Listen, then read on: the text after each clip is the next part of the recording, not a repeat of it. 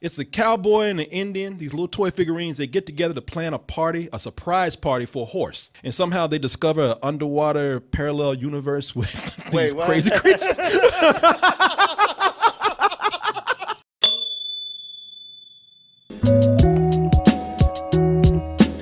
I would say that I'd probably say less than 1% is about dtmerch.com.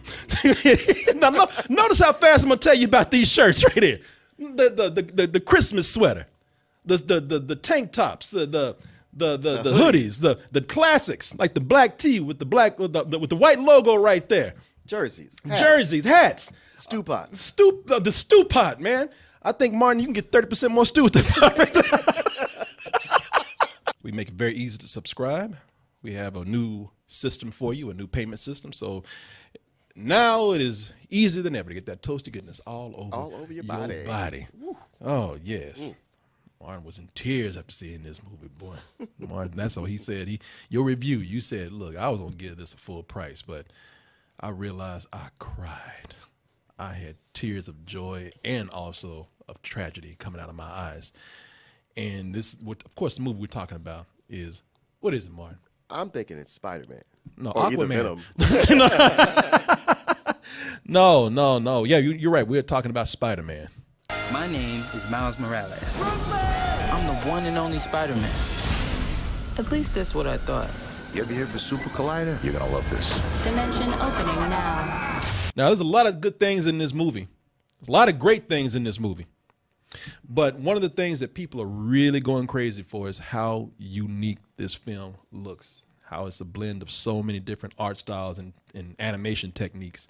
And I don't blame people for really going in and just kind of talking about the art even before the story sometimes. Sony is now making this a big selling campaign for the movie. How so? Well, I'll tell you in a little bit. Okay. I'll tell you in a little while because they are so proud of this art style. They want to make sure ain't nobody else gonna get it. And the art style is great, as you can see. And if you look at it, I was finally able to go in and nail down what it is that is so cool about this art style and the kind of different things that come in to make it what it is. Besides the fluorescent colors, which is a very graphic novel thing to do and a very graphic art style to do, you have the animation itself, which, while certain critics out there don't get it, but it is intentionally, as some people say, choppy, because they want this to look sort of like stop motion, even though it's 3D models. Right. And on top of that, it's like, you know what, that would be enough for any studio. That's original enough as it is. But what they've done is they've taken the 3D models and they've positioned it in a way so that artists can draw straight onto the 3D models, so that you can put these hatch lines and these lines that look like acrylic lines or pastel lines or colored pencil lines or brush strokes or dot patterns. And that is the biggest thing that I think is standing out with this film is the dot patterns that you're talking about, because this is a thing that is really keeping it to a comic book style. Because I was saying, because when I was watching this, I was like, we learned this in our school back in college, because there was a name for that dot style that you're talking about. There was an artist who was behind. What's that, Roy Lichtenstein? Yeah, who did that what they called the pop art. Yeah. But his whole thing was the Ben Day dots. Oh yeah. Named after the guy who perfected the color patterns by putting together certain colors of dots. And if you were into the old printing method of comic books, if you actually brought the comic panel or the page close to your face, glass and looked at it. Yeah, like this panel from Tarzan right here, an old Tarzan comic, you would see how the colors are made up of different dots, which are very close together, which for the human eye, when you pull back far enough, they make the certain colors that you see, which is one of the things that, again, made it feel like Spider-Man for the really kind of the first time ever in this fashion, made it feel like he was coming straight off of the comic book page, literally off the comic book page. Leaping right out of your comic book. Sony knows that this is something that no other studio has done. They're like, and we're going to keep it like that. They have decided to go out and try to patent Did they? this. Yeah, they're going to try to patent this. This is from Deadline.com. And if you look at the title up here, it says, Sony gets inventive, seeks patents for Spider-Man Into the Spider-Verse animation tech. So it's not only the technique, but also the tools that went behind creating this. As I said, part of that was drawing straight onto the models. Now, that's something that they've done before in the art world and for 3D animation. I think they even did it for the backgrounds one time in Tarzan. But Deep paint, they call it. deep paint. But I guess they gone deeper with this. And even the process, they made, I'm sure it's an easy process, but they say, you know, we're going to make this sound confusing as fuck. So people won't even want to touch it. Right here, they describe it from the article I was looking at. The process involves unique rendering and compositing technologies that can artistically modify the smooth shading of a surface via stylized quantization. Those technologies can add specific pattern controls over the breakup of light hitting skin and also integrate half-tone dots and hatched lines called screen tones. You look at that and you're like, was this movie made in a studio or a lab? You know? Sound like y'all trying to open up another dimension by making this movie right here. And that's another thing. Even that dot pattern stuff, we used to do that in college. It was called zipper-tone. Yep. It would come in on a cellophane self-adhesive sheet, and you cut a bigger piece and you need it and paste it over what you wanted, and then cut away the parts you don't need. Yeah, our first color comic that we did when I was in college, I was the one that said, "Fuck that, I ain't doing that." Oh, I used to do that all night. I just got so good with it, I could do complex patterns. I got lucky because Photoshop just came out. They're like, damn, you old. Photoshop just came out. I remember when the Photoshop was first introduced. Nah, man, Photoshop was just out. And I saw the other, because we did a color edition of our comics back in college. And all the other cartoonists, they had to get these packs of Zipper-Tone, which you can still buy today. I'll even pull up a screenshot of it for you. Man, I used to have such a cachet of all that stuff, and it's gone now. But you used to have to buy this on clear sheets with the dots on there, and you would have to arrange these dots in certain ways to get the color that you wanted, and you had to cut them out around certain areas of your characters for those colors that you wanted. I saw those other guys doing that, and they were taking all that time. And I was like, "Fuck that! I'm doing this. I'm getting on this new technology right here." And when I first did it on Photoshop, it took like a week to do, and I had to put it on like 20 floppy disks. Yep. For one cartoon. Yep, for one cartoon. Nah, these kids got it so good. Oh, today. they don't know how good they got it. You don't know. You don't know. Shut up. Y'all didn't have to deal with zip disk and God, what was that one? SideQuest disc. Those were the worst. Damn Martin with the paint buckets and the cloud computers. Back in the day, it was Zipper-Tone and an X-Acto knife. You know, with this movie being as critically acclaimed as it is for two things: the art style and also for the great script, the great story, the great characters that it has in that script. I thought back and I said, you know, what's some other movies that look like no other film out there and will probably never look like any other film after that the whole family can enjoy. I'm talking about family animated films that have such a unique art style that you're only going to see it for that movie and probably nowhere else. And I was able to bring up 4 of those. Were you? Yeah, I was able to bring up 4. And you had mentioned one. I already had it down because I'm a man that loves peanuts, not penis. Shut up. I know somebody else about it. I'm not even trying to be child. Somebody out there is about to write in the chat. I know you do. You don't stop at your stop. Don't you finish writing that. Don't you press that button, your childish ass. No, I think he loves thinking about that. But let me go ahead and start with these movies here that, like I said, we have 4 of them. The first one is the Peanuts movie. I just hope this new kid has never heard of me.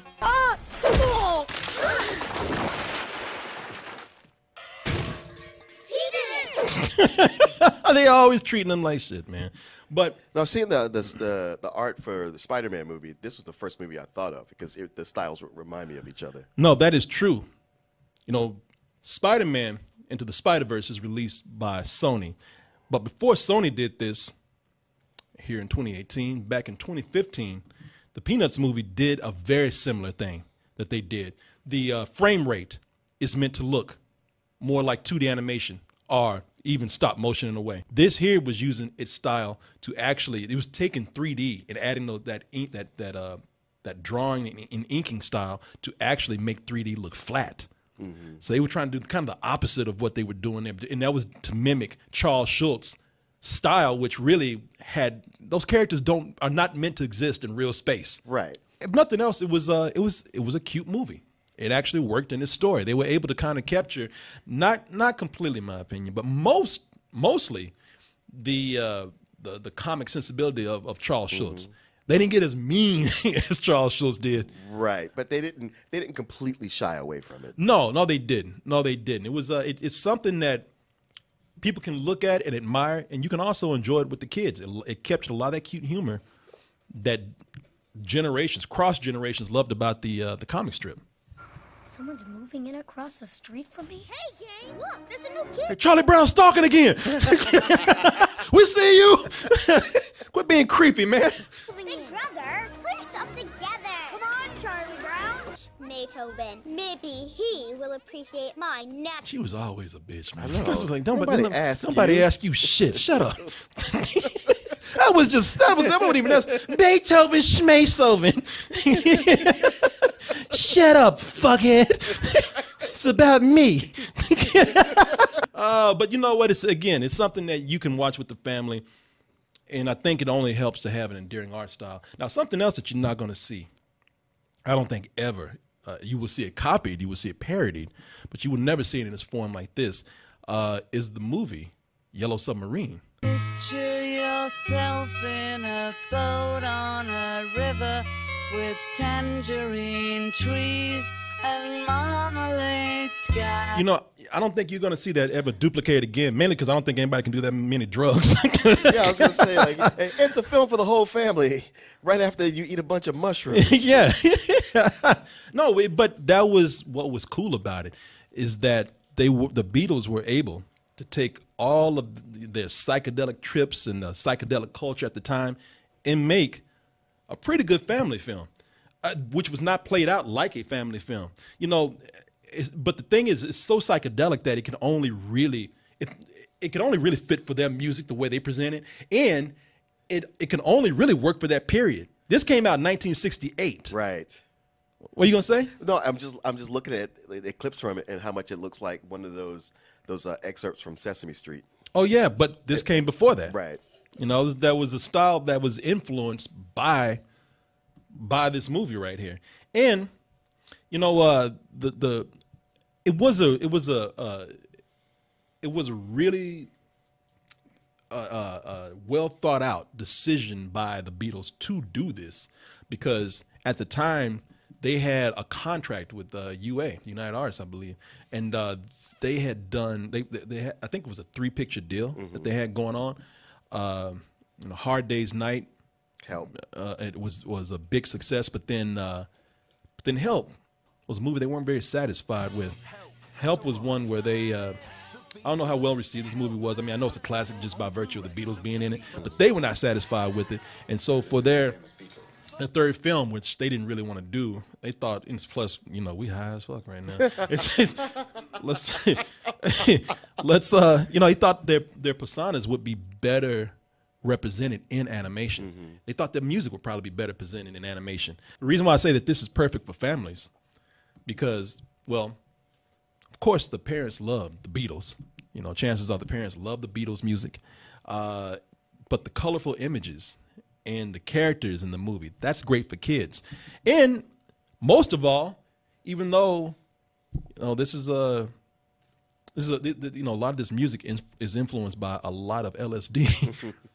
The kids can really have a great time with it, man. The kids can actually sit back and not only listen to it with their parents, but you know, you'll often find a lot of parents who love the Beatles with the appropriate songs, doing sing-alongs with them. And if you look back and listen to these songs yourself, you can definitely hear that and see that.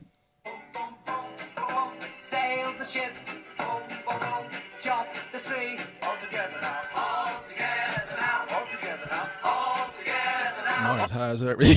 Martin's high right now. He's get high just listening to that. he's getting high just listening to it and looking at the images. Yeah, he's over there just dancing. Martin, see, what I saw Martin over there doing is what I see kids do. Martin was just into it, like, all together now. It was adorable. Only thing I haven't heard the song in a while. I know. I wanted to put Martin on my lap and just all together now. Where you hold my hands. Yeah. Yeah, baby, we do it all together now. The story is really just very simple too, and it is great for kids to watch with their parents.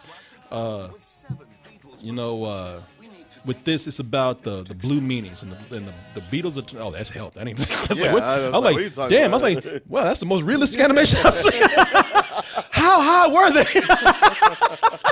If you've ever heard the story, it's the Blue Meanies and the Beatles are just trying to get them to stop being so mean because love is everything.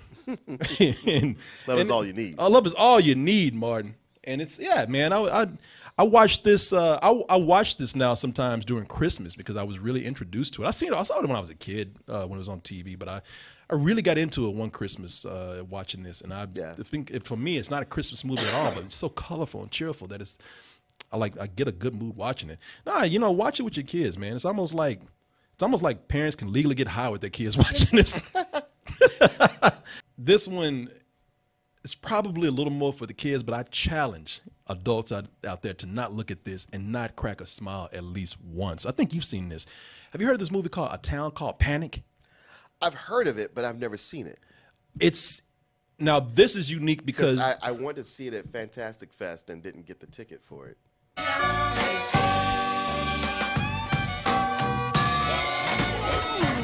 A green liquid, she returns to normal.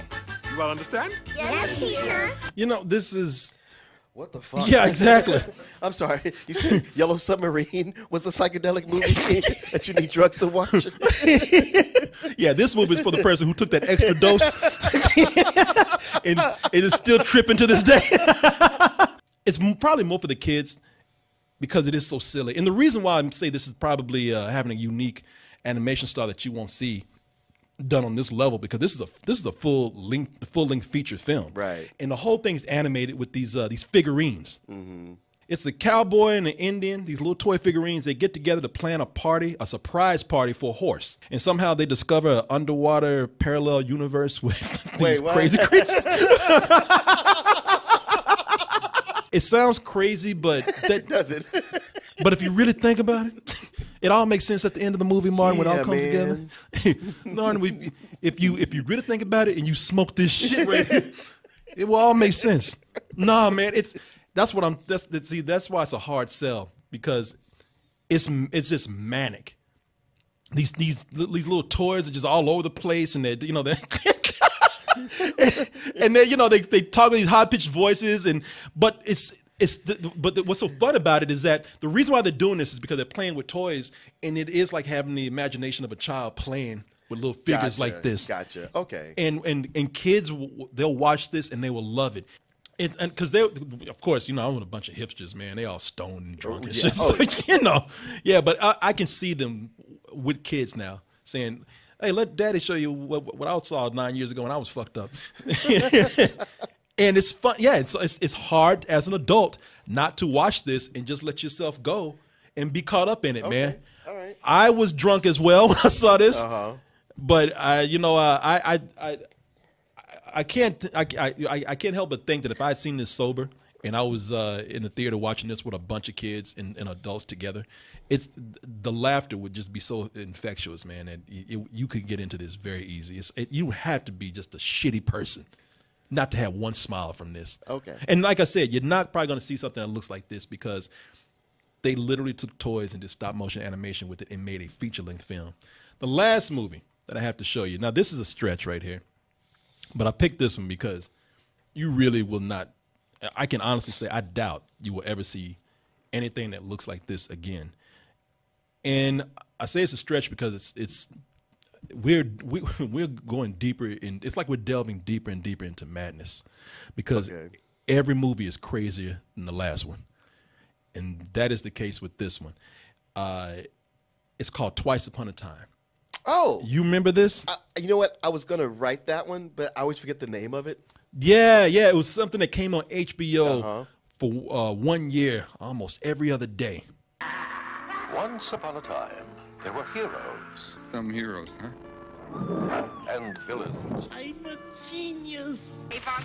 Needless to say, this movie was a bomb because, first of all, it was all over the place with the stories. They hired improvisational comedians to come in and do this. Did they? So they just did all these recordings, and this movie was going in all different directions because they were just improvising so much. The story is you have Ralph the all-purpose animal who is trying to stop this villain from making nightmare bombs and going into the city and just making people have more nightmares than they do dreams, good dreams. And the problem is that at one time, they tried to do this as an adult film. Not an adult film like a porn, but they tried to make it more adult-oriented. And it, of course, is bombed because the adults just didn't get it because it was all over the place. Well, did it play in the theaters? I think it played in a theater one night. Oh, wow. One night they got it released, and it only got it released because of one person's name attached to it. It only got finished because of one person's name attached to it, and that was George Lucas. This is George Lucas's first animated movie that he's ever produced. Huh. They had some great things that were going on in here. You know what? I have no recollection of what the overall story was. I just know that when it was on HBO, I would always catch pieces of it and always love whatever I saw. Yeah, you know why? Because of the art style that they had. The art style was called Lumax. And what they did was they took colored pieces of paper and put them over a light table. And they animated it over the light table. It was, and they used stills, photographic stills for certain parts. So it was almost like they were mixing in live action with animation. Yeah. And that's like I was saying, they George Lucas was the one that was able to get this thing off the ground. You can even see there are certain parts in here that they're able to use Star Wars imagery without being sued. All right, I'm wearing rubber underwear. You are not a Jedi yet. It isn't nice to mess with fairy godmothers. This is probably as far as story goes, the worst one on this list because it's so convoluted. It's just it's all over the place. It's not coherent at all. But what they did was they went back and they cut a version up for kids. But if you can find this, there's enough. I would say the story's bad, but there are enough characters in here that kids would love. They got this gorilla with a TV for a face, and he's kind of like Bumblebee before Bumblebee. He talks with TV clips. Yeah. So it's frantic, but it's a lot of fun if you just watch it for the characters. And it might suffer from being a little bit too long too. Wait, is it on YouTube? You can watch it on YouTube. Okay. I think it's the only movie on this list too that you can actually watch on YouTube. That's copyright free. Okay. Man, there's this movie called Fantastic Planet, and it's a brilliant film, another French film. It's a French sci-fi film. It's about what if these alien creatures adopted humans as pets and actually treated them as their little playthings. It's not a kid's film, but it's an amazing looking film, man. I remember, I'm letting a commercial play right now. The first time I saw it, it was on this show called Night Flight. Night Flight used to be the show, came on the 80s, and they would show all kind of music videos and cover different artists, and they would show these underground movies, and they showed Fantastic Planet. And it creeped me the fuck out when I saw it. I was like, what is this crazy shit they playing on here? You got to warn a motherfucker when you put this stuff up here, man. But it's a brilliant film. It's a brilliant science fiction story, but you really won't see another film that looks like it.